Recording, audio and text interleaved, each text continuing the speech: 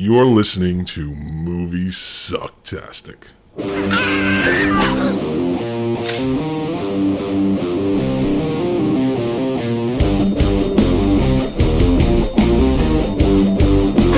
and gentlemen, I'd like to present to you the internet.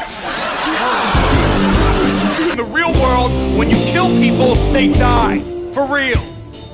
And in the real world, you're fucked. I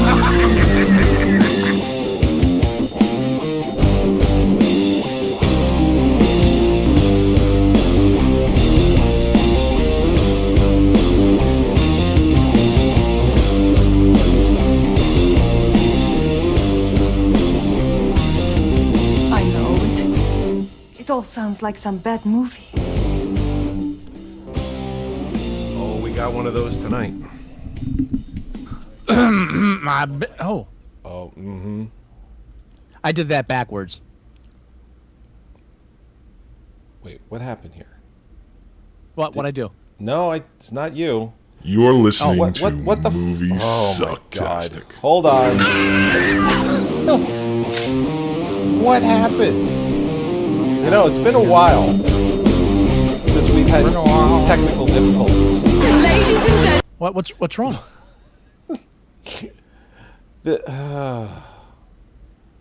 Oh, that's my fault.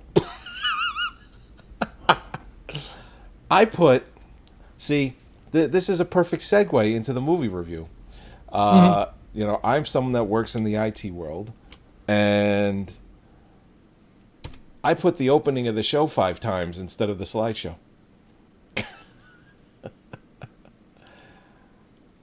Yeah, that's my fault. Sorry, everyone.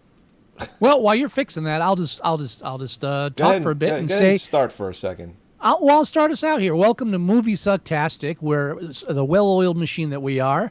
I am Scott. The one frantically fixing the background is Joey, and today we're reviewing the 2001 blockbuster hit Antitrust.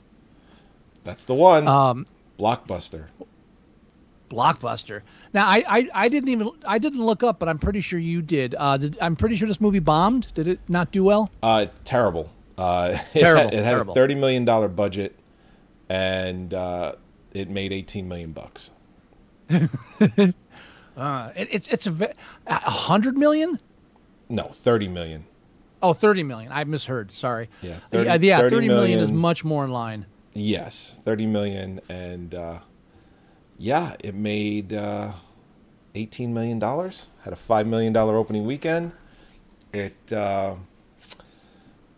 did not do well. It was a January release. Had everything going against it. I mean, the studios were the ones that were the most against it, and it probably tested so bad. Bad. I vaguely remember this coming out in 2001. I remember commercials. I remember not seeing it. You know, I do remember that. Well, I remember that as well, and I remember a lot of the reviews were just saying, it's like, yeah, it's Bill Gates. It's like the Tim Robbins is Bill Gates. So I think that's why when he meets Ryan Phillippe's character for the first time. What was his name in the movie? His name was memorable. Milo. I should remember that. My dog is named Milo, but whatever. Anyway, so he says, doesn't Bill Gates have one of those? Like, he's talking about like the technology in his house, and he goes, Bill who? So that was obviously to point out that Bill Gates, who? Small fish compared to who I am and what I do. Yeah, so let me back up a bit. When you challenged, when we spun this on the wheel and it came up, my brain conflated this with The Circle, which was a 2000. Which is a decade later. 2012, 2015, something like that. Tom Hanks. Yeah. Tom Hanks, and he played like a Steve Jobs type character, and it was about privacy, that kind of thing. Right. So this film like that is topical, and that's why I was so upset, because I didn't want to see that film. I didn't want to see this either, but at least it wasn't The Circle, because that really, like that film. This film is topical for the time period, 2001, Windows. Apple, obviously, this is when home computers were, just becoming a common thing. But it's topical in a weird way because, so you know what antitrust laws are. Oh, yeah, of course. Yes. Yeah. Absolutely. Yeah. So you're basically making Sorry, sure that businesses I'm reading people... some of these fucking memes that you put on here because I haven't seen them yet. So forgive me if I'm like, huh, what? Now I lost where I was. You were talking about if I knew antitrust laws and all that. Oh yeah, so yeah, so this is a very real thing that was going on at the time and is still going on today, except with Google or Amazon. But you had Microsoft and Apple both being accused of trying to form monopolies, unfair trade practices. These are the kind of things antitrust laws cover. The title has a double meaning because Milo is taken under the wing of Gary Winston, Win as in Windows, and he kind of becomes a mentor to Milo. And so there's the whole lack of trust, antitrust. That's where that comes into play with the title. But the big problem I have with that is the whole beginning, the whole opening credit sequence sets up that and a bunch of other things, including a spoiler if you pay close attention. And it sets up the whole idea about antitrust.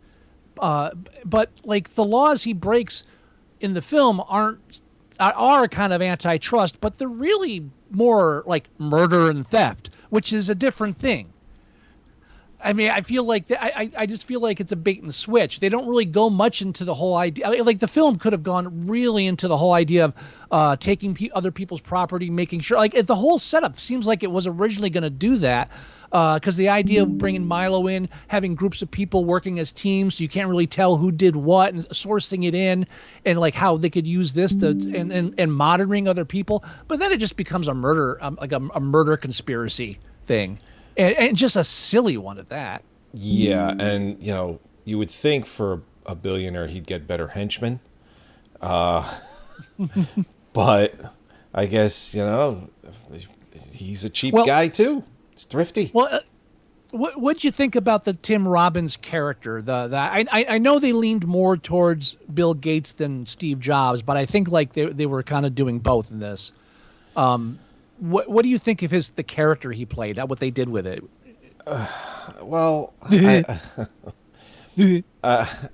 It's interesting because Tim Robbins is a director himself. He's a writer. How does he go into this and go, digging this? I can't imagine that he just went into this project happy about it. I just don't think so. What did I think they did with him? Honestly, I don't think they did enough. I think he just right. He just kind of popped in and out every once in a while, and then near the end he's like, "This has gone on far too long. Give me those IP addresses one by one." It's like what the fuck? Dude, 20 years ago, it's like, you're not giving me IPs one by one. It's like, and why is somebody reading them off to? It's just like, stop it. These are your IPs, bitch. I mean, at least the screen, like the stuff on the screens made more sense, even though it was basically HTML for the most part. I was going to bring that up too. And I'm like, I'm looking at the code there. Because I've just drowned in HTML because they redesigned our entire website. I grabbed the template that what I really liked, but I had to edit a lot of HTML to make it, for what I felt we needed. So I've been drowning in HTML, HTML5, JavaScript. I've been drowning in it for a while, and I'm looking at it, I'm like, why is this HTML on the screen? This is not going to do anything. Is he making a website? Like what? We'll get a bit more into some of the technological choices for the film, but going back to Tim Robbins as the it seems like they wanted to lean more towards the Bill Gates kind of character, who's a frumpy nerd, and the best they really did with that is that he doesn't wear a tie often, and he eats potato chips like he's a fucking idiot. Well, yeah, and I think. I mean, the only thing missing in those scenes was a fucking Jolt Cola in his hand. He had a Pringles can. He did have a Pringles can. Plenty of product placements. But the thing is, it's like, back at this time period and even earlier than that, like Jolt Cola or anything with caffeine, if you're a programmer, you're up to all hours because you're meeting deadlines and programming code is difficult, which hackers had that covered.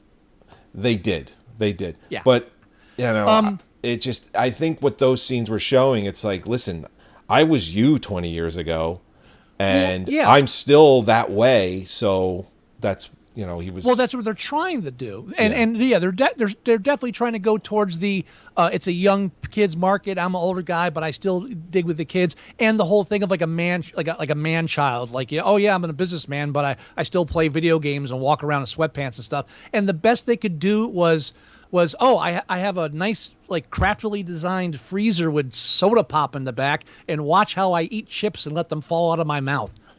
That's it. That's the extent they could do to give him any kind of personality.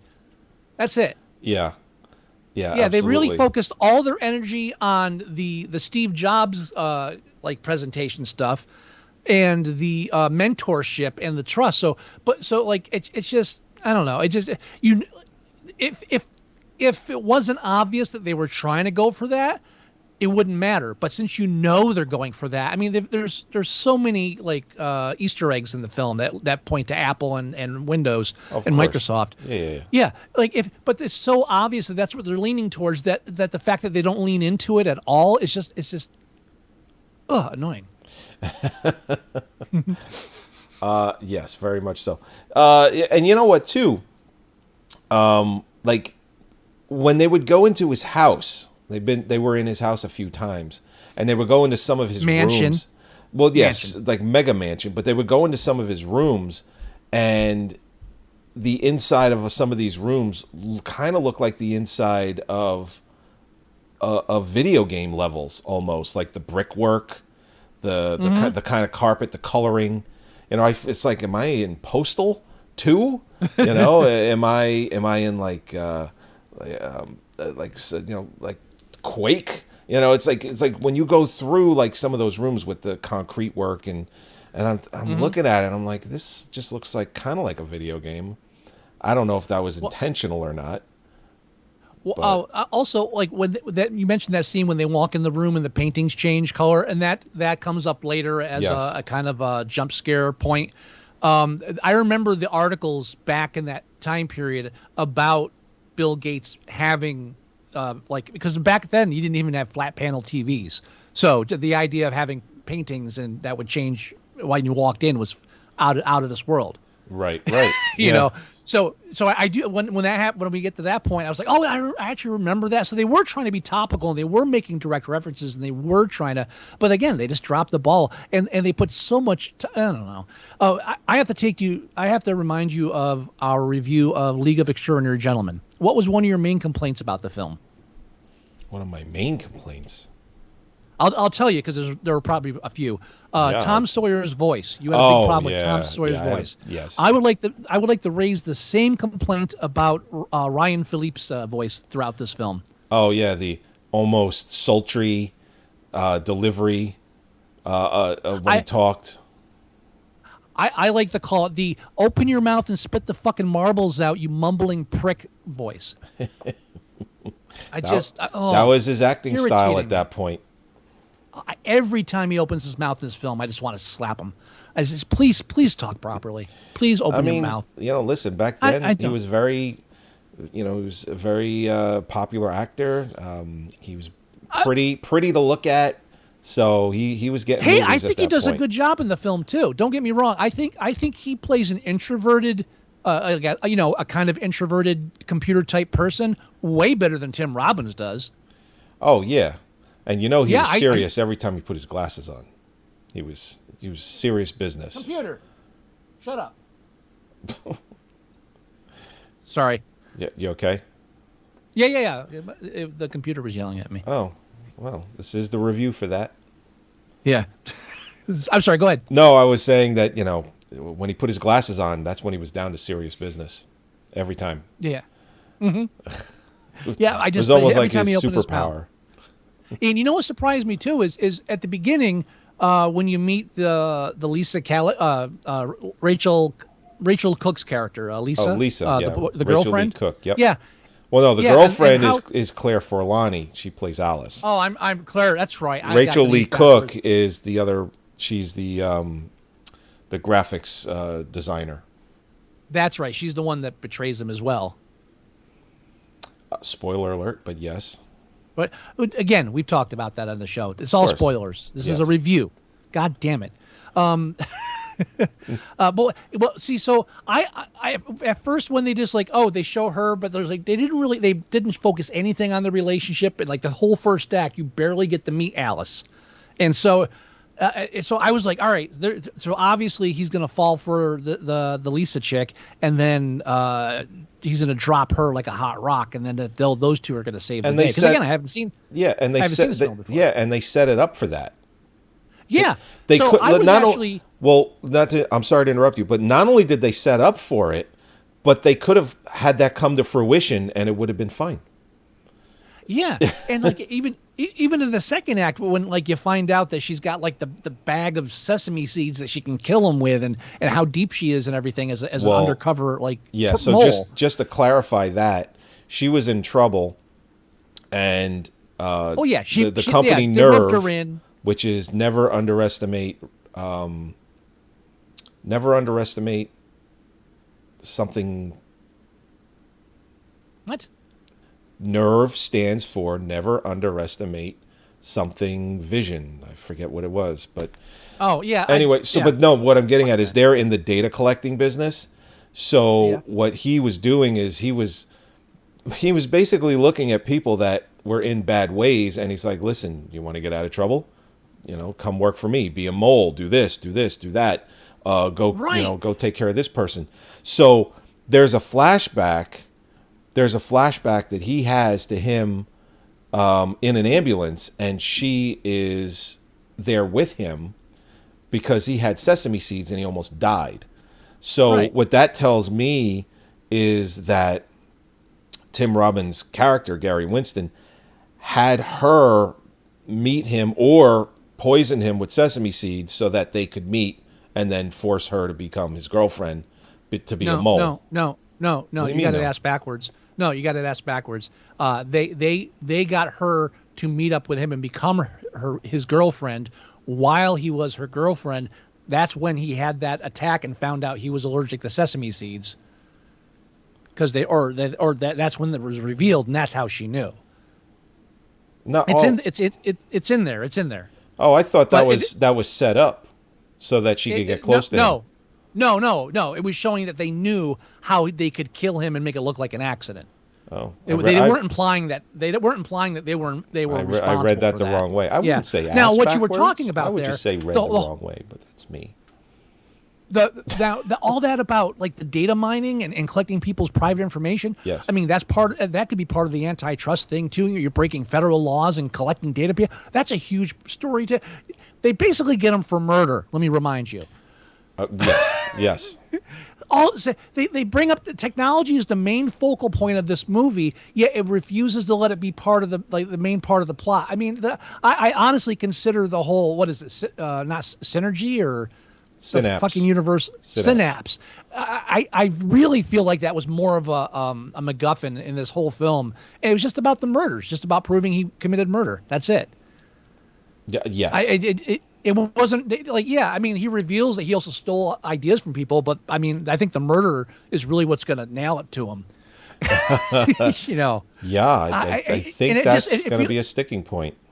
And it's such a cheap. It almost feels like the script was originally an intelligent film about that kind of stuff, and studios were like, we need some murders in here. This is too boring. Really? Yeah. Yeah, I mean, there's murders in the firm. We need murders in here. We got to spice it up a bit. It just feels like an idea that went south, or an idea that was never fully developed like it should have been. Yeah, for sure. I mean, there's scenes in this movie where I'm looking at the technology and what they're doing, and I'm like, all right, this isn't bad. I mean, obviously, this movie got shit on quite a bit because the technology aspect of it, as what Hollywood does best, is they don't get it right. But there were some aspects where it's like, okay, that I get that with the technology, and they did a couple of things right, but they did almost everything else wrong. So it's one of those movies where all you need is someone that is in this business enough to write a review back then, tear it apart, and then nobody likes this thing. Now the review, like the critics, just for Rotten Tomato comparison, we'll get to the IMDb score later when we rate it. I think it's something like 23% critics, and I was actually surprised at how high it was, 50% audience score. So yeah, I was like, the dialogue in this isn't great. It's not the worst. It's not horrible. It's not the worst, but the dialogue, I mean, like, look at this guy, the fucking Limp Bizkit over here, fucking murdering people. This guy doesn't look like he could murder anything. Okay, here's He's what like I will Jack say. Black light. Here's what I will say I did appreciate in the film as far as the story goes, or the narrative. When the girlfriend that's actually a secret mole is revealed, but then like they actually like end up on good terms in the third act, I kind of liked that. That took me off guard because I was expecting your typical, now that he finds out he's going to end up, she'll be part of it. I felt Right. that but then they ruined that because I felt that Lisa betraying them was a cheap It was cheap. second twist to throw in, Yeah. because that means they didn't let her in on the other guy with the security guard. But then how did he suspect she was a mole as well? That part didn't make any sense. But I did like the security guard arc. I did not see that coming at all. Maybe it was a little unearned, but when that happened, I was like, oh, this is kind of cool. I like it now. Well, it's just one of those little gems where it's like you want to hate him because he's like, yeah, they make fun of me because I'm not a tech person, because he was an ex-cop. Well, but then later on, like you said, his story arc goes, and he's very, very excited about taking, people like he's taking this for the pay cut, or he's taking it for the paycheck. That's all he's taking it for, Yeah. And these, he's not loyal to the brand. No, yeah, and he has his ways. It's like, listen, you see someone walking around these hallways without a badge, you report it, and if you don't report it, then you're in trouble too. It's like, because he's an ex-cop, and that's how shit gets done. And that's also how corporate is in the real world too. That's not. I mean, maybe not that rude, but yeah, if someone doesn't have a badge, I've been there. So I know you've got a similar thing going, but not. Well, we don't have badges in my office, but level. Yeah. Okay. Yeah. Never mind. I don't want to make it sound like I'm walking through the White House or anything. Yeah. So I think what the problem is, like, the film is such a textbook, like formulaic, step by step by the numbers screenplay, that every now and then it subverts a trope. And that's the fun part. That's the little adrenaline rush. This guy that I thought they were going to set up to use as like a foil at the end, he's actually teaming up with them now. I like this. Yeah, it was a little. I didn't mind it either. I actually did enjoy it myself. I like when they go into the radio station, and he asks them, the security guard, because you want to be famous, you want to be on the right side of history, and he's just like, no. Wait, what was the exact quote? The exact quote was, "Hey, you want to be a part of history?" And the guy's like, "No, not really." And that's I love the transposition between the two security guards. Just like Right. and at the end they both turn. It's just for different reasons. This guy for like $138, the other guy for getting the bad guys.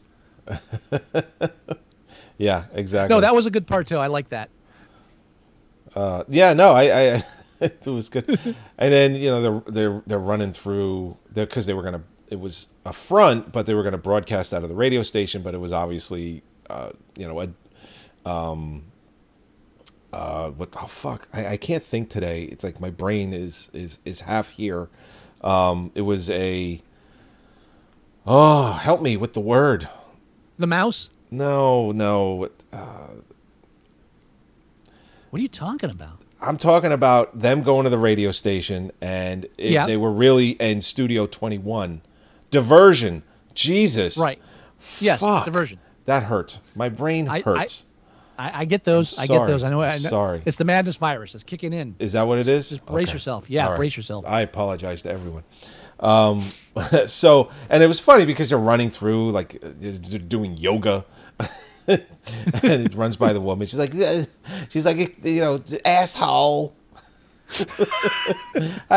It's like little things like that. I thought what's around the yoga lady. Yeah, I mean, like it really doesn't add anything to the film's plot, but it made me giggle a little bit. So, it's like, all right, I'll add a point to you.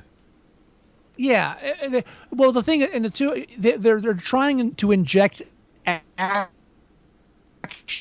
into people sitting at their computers. So that's why you had that weird let me spend 5 minutes escaping from them just to get caught at the last minute in the third act. And then we got to stretch out this long scene of how long will it take him to walk across campus before he finishes looking at these files. They're trying to put tension and action into a film about hackers or not even hackers, coders. So yeah, if that's what they're called. And this film came out 6 years after? Yeah, 6 years. Yep, 6 years after the film Hackers came out in '95. This came out in 2001. But they thought they were taking like a serious look at it. But it still has that. But it still feels like it's on like an '80s or '90s level of just superficial boilerplate cinema. Yeah, I mean, it definitely is definitely '90s level, and we've had that talk before, where movies, the first couple of years of movies still feel like the previous decade because we're not out of that decade long enough yet. And that's very apparent with movies in the 70s, 80s, 90s, and early 2000s. I think the 90s, we could talk about this in a separate episode, but I think the 90s, we took a dip in quality in films. We absolutely did. And I blame Terminator 2 for that. Yep. I really do. And for anyone that doesn't understand what I'm saying there is... Oh, nope. What? Nope, you can say that, but you can't explain it. We got to move on. Well, now everyone is thinking, I need to know what he's about to say. Right, and we'll do a different episode on that, and they'll tune in for it. Oh, so, dude, I would never listen to this show again if I was in my car and that just All right, transpired. Make it quick. Make it snappy. I'll make it very, very quick. So, in the early 90s, Industrial Light and Magic did the special effects for Terminator 2, and it was groundbreaking. So what ended up happening is a lot of other studios were following that lead of doing special effects like that. So what ended up happening on top of that is studios were spending less money and doing shortcuts because they was like, we can just do it with CGI. I mean, and in the early time, Terminator 2, groundbreaking. You still watch that movie today, it still looks pretty damn good. But other companies didn't have the same money, but had the same technology. So they took a lot of shortcuts. And a lot of movies in the 90s suffered from that. So when you say there was a dip in quality, 100% correct. And it really had to do with the beginnings of that special effects rejuvenation with CGI from Terminator 2 on. Because even the summer before with Total Recall, that was almost all stop motion still. Yeah. Now that's not the reason I feel that the quality dipped. But I think that also is a contributing factor. So I think that's correct as well. I don't disagree with you. But I'm going to pivot and tell you one of the things that really annoyed me in this fucking movie. Go for it. the secret server. What was it? The Olympus? Yeah. Oculus? Not Oculus. Something like that. It was so just secret on the server, screen in one of the slides. I can pull it up if you really need to know the name. No. I don't care. It's stupid. So the studio that they're building, the broadcast studio that they're building on campus is a red herring, and he figures out that the mouse in front of the children's play school is an antenna, and that they're using the children's daycare, not play school, the children's daycare for workers there. They're using it as a cover, and that's where they're keeping the servers.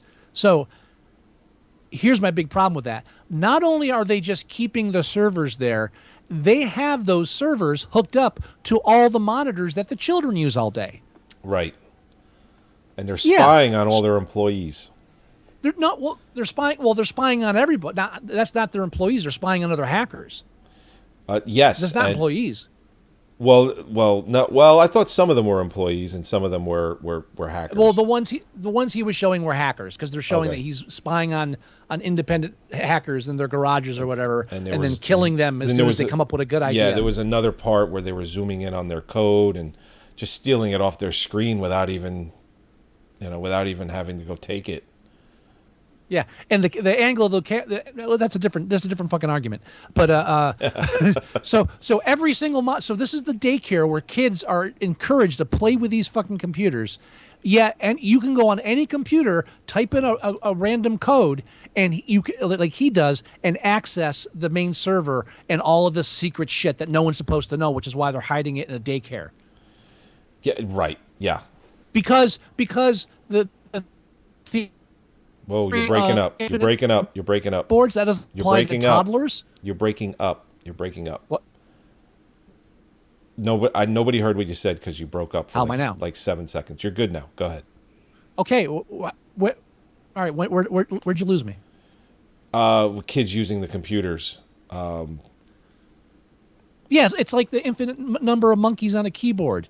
The writing Shakespeare. Eventually, one of those kids is accidentally going to type in a code, and we've got secret files that coming up on these panels. It's stupid. It is like dumb. They can't reroute those servers to a different, like a computer in a different room or something. Like when the guy comes back, he's like, "Oh, I got to check in on everything," and later they're sitting in a different room monitoring everybody. So why do you have access in the fucking kids' room? Why can you do that?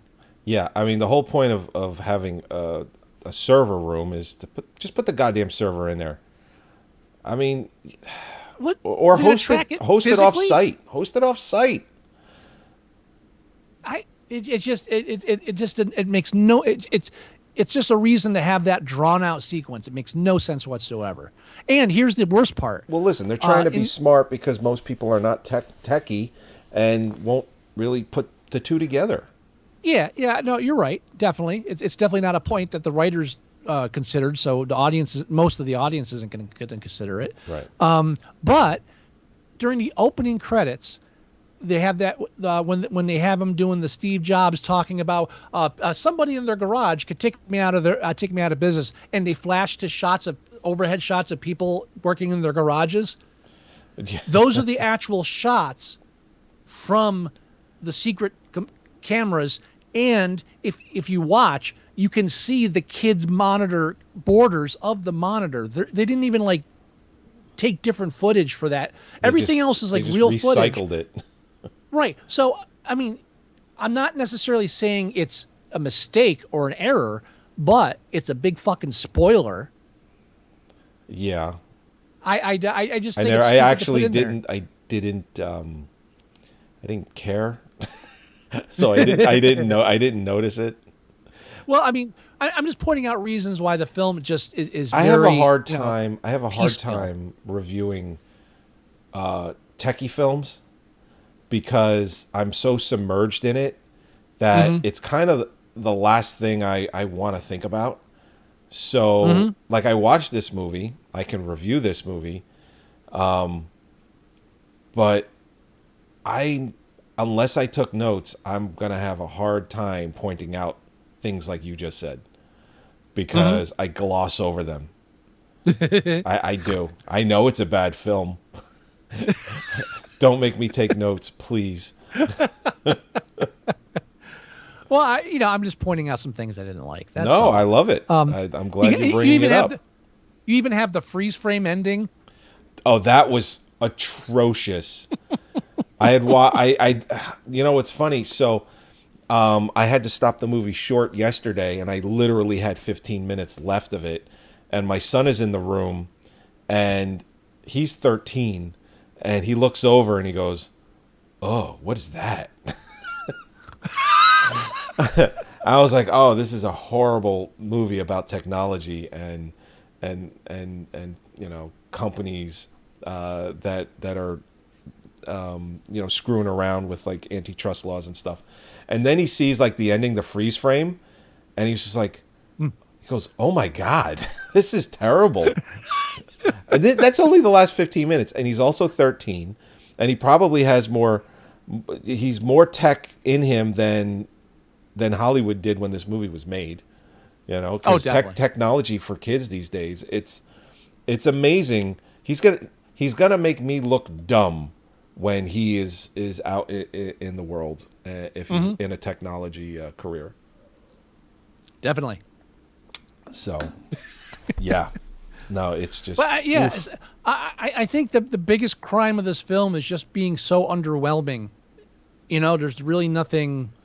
Yeah, they're trying to sell everything on sex appeal, with nerd. And again, like the more attractive people you get when you're dealing with like geeks and nerds, and then you surround them with other people who aren't as attractive, it just feels like out. I do think that Ryan Philippe does a better job than the two female characters.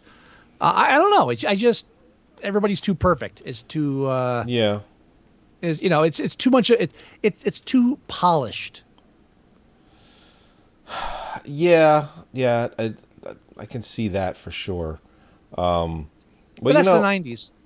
It is, like I said, this movie's only 2 years in after the 90s. It's still taint of the 90s. Just look at any movie from any decade going into the next. That first couple of years of movies still feels like the previous decade.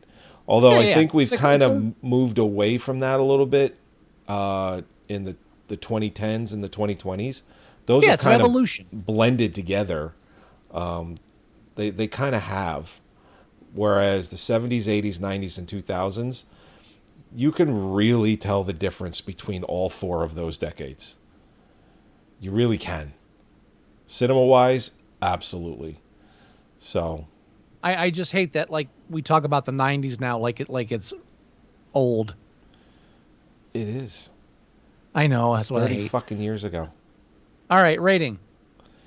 All right. It's currently rated on IMDb 6.1. That's really high. It is. That feels really high. And I'm the first one to admit when something feels low, Yeah. 6.1 is Swordfish was 6.5. This is 6.1.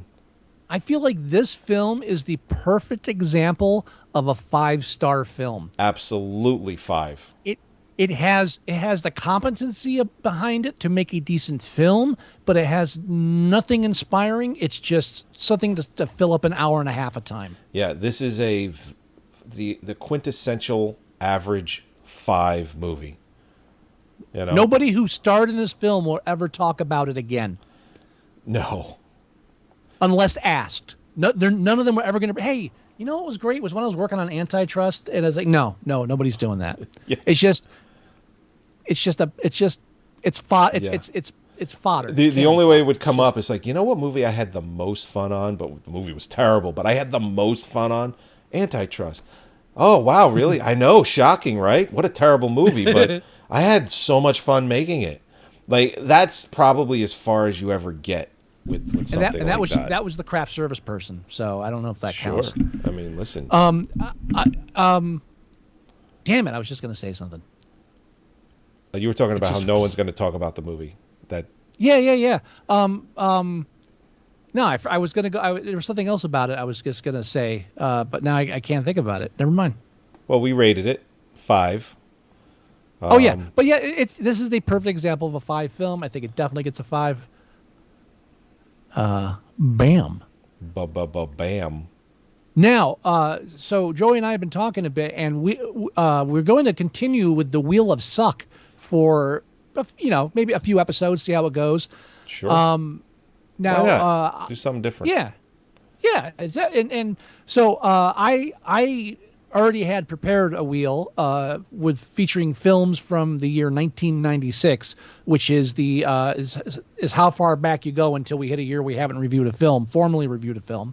Right. But Joey wants to take it a bit further, so we will be compiling the ultimate Wheel of Suck, which will have 300 movie choices, and we will spin that wheel for the foreseeable future, near future, and just take the lumps as they come.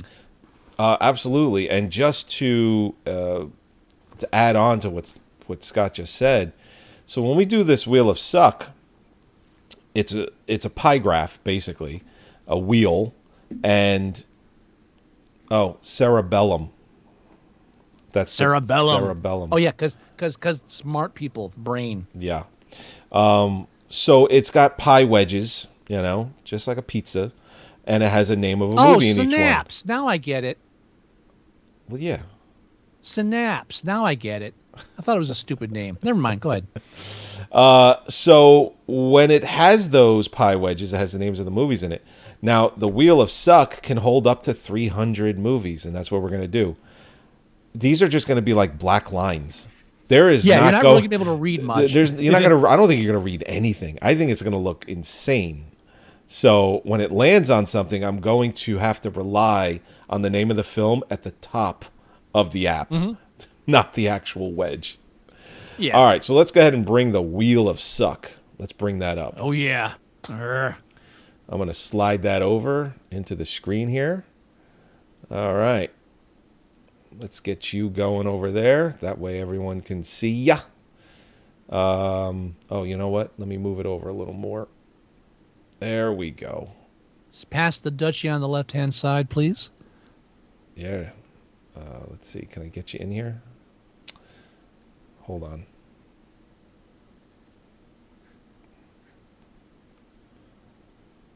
All right. Let me slide you back. Although I'm doing this for no reason.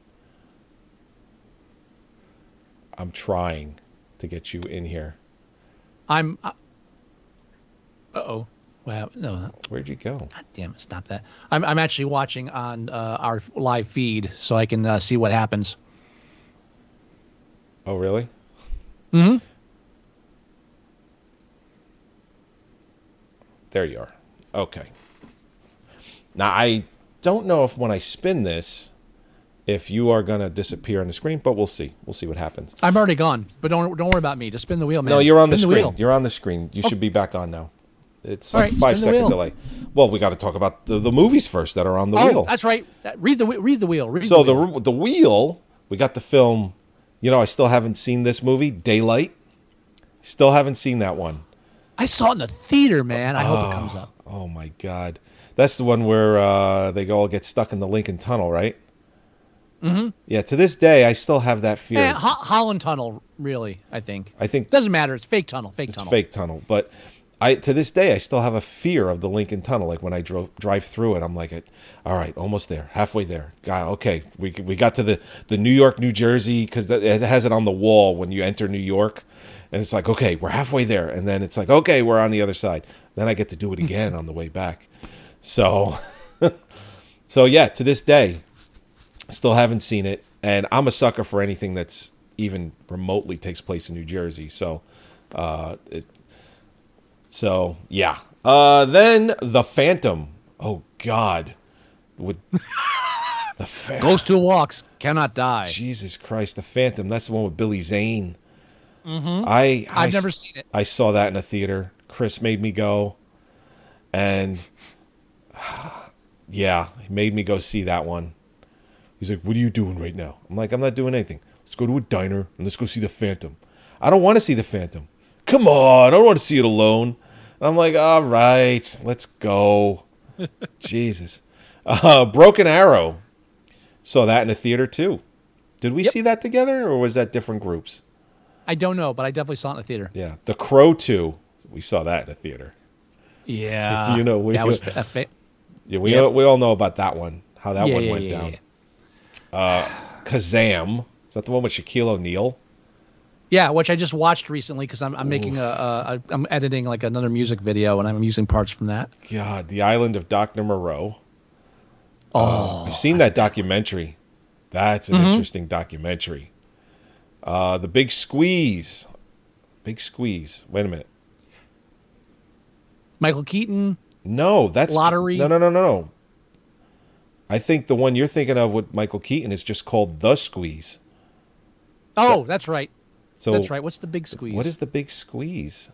96. Big Squeeze. I Big forget Squeeze, now, and Big I put it on Squeeze. there. The fuck is in that one? It's on the tip of my tongue of what it's about and who's in it, and I can't think of it. I got it. Oh, it's Comedy. I think I don't know. I think it should be the. I don't know. I don't even remember this. Well, the Squeeze came out in 1987, so it's the wrong year then. I don't think that should be on there. The Big Squeeze. If that comes up, it's a wild card. That's a wild card. Well, if it comes up, we'll that's a spin it. mistake. Well, if it comes up, we'll spin it again. Bloodsport Okay. 2 is next. Now, I didn't think that was a theatrical release. I didn't check. I assumed it was because the first one was gangbusters. Van Damme isn't in it. Yeah, but it was still, you know. Yeah, I don't think that's a theatrical. If that comes up, we got to spin it again. I did not do due diligence here. What else we got? Bad Moon. What is Bad Moon? Is that a vampire or werewolf movie? Werewolf movie, yeah. Is that theatrical? Never heard of it. Yeah, yes. Come on. Give me some credit. We can double check if whatever comes up, we'll double check. Okay. But Eraser, which is basically it's a Terminator movie at one point where he comes up from the floor with the guns. It's like Schwarzenegger. Yeah. But it's like, how can we make him look like Terminator? Let's dress him all in black and give him laser guns. Don't review it now. Come on, keep moving. All right. Maximum Risk. Never saw that one. At least I don't think Chewie Hark's first, I believe it was Chewie Hark's first American directorial debut. I'd have to double check that. Okay. But I'm pretty sure Chewie Hark directed it.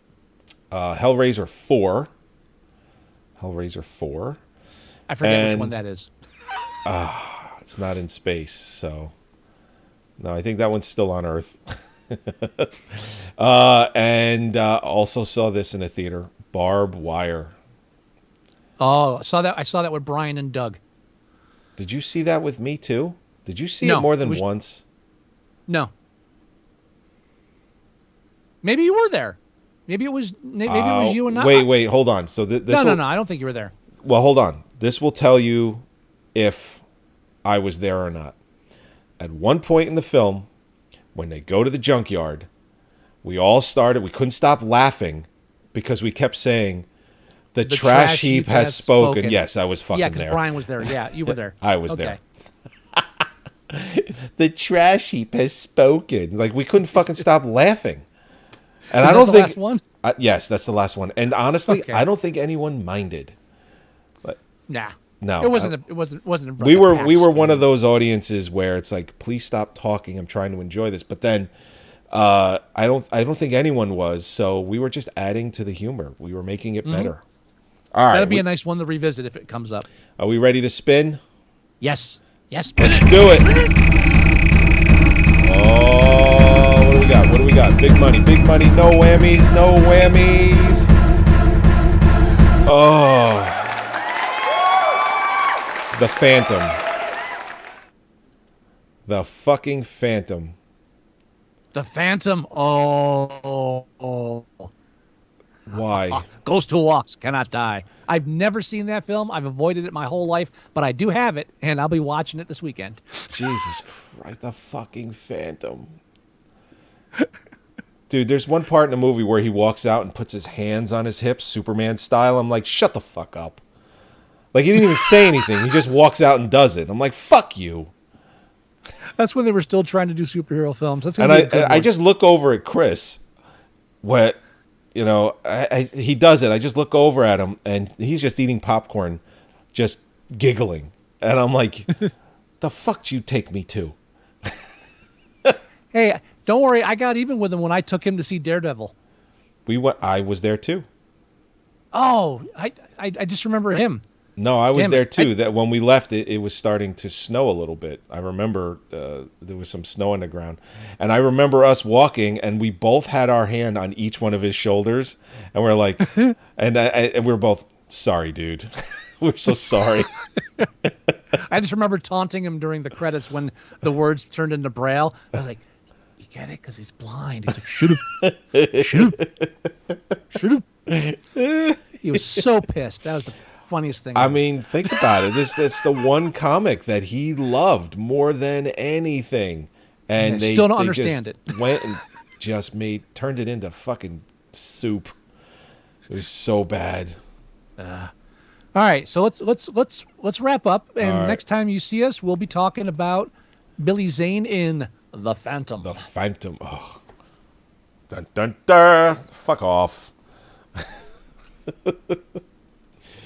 Let's do that thing. All right, everybody. Thank you again, as always. We love it when you join us for these, or when you watch them later. It's what keeps us doing this. Go to our website, newly designed website for Moviesucktastic.com. You can download the show, you can listen to the show, and you can click on the YouTube video of what we're doing right now. It'll take you right to the YouTube page, and you can watch it there. You can go to iTunes, and you can listen to the show from there. You can go to Facebook.com/Moviesucktastic, and you can see everything that we post, from trailers to movie news to just what's on our mind. You can leave us email. The address is themovieguys@Moviesucktastic.com, or you can leave us voicemail at 908-514-4470. And you can, we still got a Tumblr page that still exists. It's still there. It's still there. I haven't really been doing much with it. Yeah, Okay. I've been lax on the social media stuff. That's my bad. I apologize. That's all right. If anybody is listening to this and they're angry with the social media content we have, please reach out and digitally slap me in the face, and I will fix it. Sweet. You can go to our website, and everything I just said is there. You can email us there. You can get the phone number from the voicemail. It's all there. Everything is there. Do you have any words of wisdom, Mr. Wilson? Knowledge belongs to the people. You can Legalize take this code and use it. Sure. Take this code and shove it. There you go. All right, everybody. We'll talk to you next week when we review The Phantom. They're watching you from inside the walls. God save us, The Phantom. Hopefully we'll have that 300 movie Wheel of Suck up there. It'll be there. It's ready. It's going to be fun. I think we should do that for more than just a few episodes. I think we should do that for a little while. We'll do it till we get tired of it. We'll let fate decide. Oh, yeah. All right, everybody. Bye-bye. Ciao.